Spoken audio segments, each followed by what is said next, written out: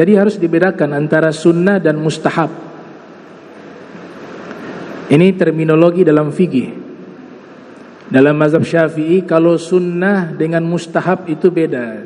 Tapi biasanya karena mungkin bingung dengan terminologi mazhab Syafi'i, kadang-kadang mustahab diartikan sunnah, padahal bukan sunnah. Mustahab itu anjuran para ulama. Tidak ada nas, tidak ada isbat di dalam Al-Quran ataupun hadis Nabi, tuntunan langsung dari Nabi tidak ada. Tapi menggunakan apa? Qiyas, ijtihad, analogi hukum, maka disebut dengan mustahab.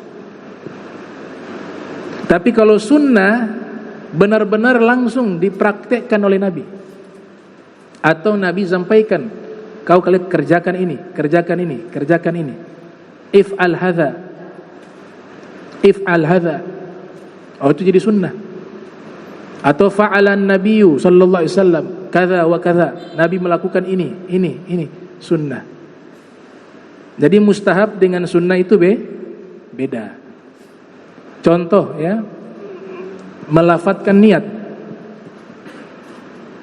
Kita kalau sholat, ini beberapa mazhab, bukan hanya mazhab Syafi'i ya, melafatkan niat juga ada di beberapa mazhab yang lain. Usolli fardhu maghribi 3 raka'atin ila akhir.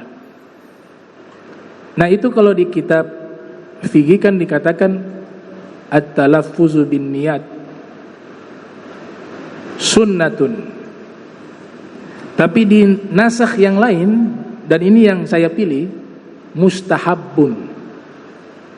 Mustahabbun, melafatkan niat, baik itu mau sholat atau wudhu, itu mustahab, dianjurkan, bukan disunnahkan. Dianjurkan. Kenapa dianjurkan, bukan disunnahkan? Karena memang dalil secara langsung dari Nabi ketika mau sholat, Nabi lafatkan niat tersebut tidak ada. Jadi Nabi mau sholat, Nabi baca usolli fardhu maghribi 3 raka'atin. Cari kutubus sita gak dapat. Di hadis tidak ada.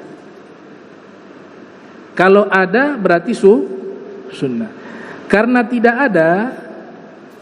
tidak ada bukan berarti tidak bisa. Syariat memfasilitasi yang namanya ijtihad dan yang namanya qiyas, analogi hukum. Di beberapa ibadah yang lain Nabi melafatkan niat ibadah kurban. Nabi katakan, ya Rob, ini kurban dariku dan juga keluargaku dan juga umatku. Berarti Nabi sedang apa? Melafatkan niatnya. Puasa sunnah, Nabi tanya ke istrinya, ada makanan di rumah? Kata istrinya, tidak ada makanan ya Rasulullah. Oh, inni shaim. Kalau begitu saya puasa. Pernyataan-pernyataan seperti itu melambangkan apa? Menetapkan niat yang ada di hati. Dilafatkan dengan lisan dari Nabi. Puasa, kurban, ibadah haji, umroh, Nabi lafatkan. Ya Allah, ini umrohku, ya Allah, ini hajiku. Maka ulama mengambil satu cara mengambil hukum, namanya qiyas. Itu semua ibadah Nabi lafatkan dengan lisan, maka mereka gunakan juga sebagai qiyas. Kalau begitu di solat juga boleh digunakan melafatkan niat, karena semua ibadah itu harus pakai niat. Tapi niat di sini karena dia qiyas, bukan praktek langsung dari Nabi, maka statusnya mustahab, anjuran, bukan sunnah. Itu bedanya. Tapi yang di hatinya wajib. Wa mahallun niyat al-qalb, tempatnya niat di dalam hati.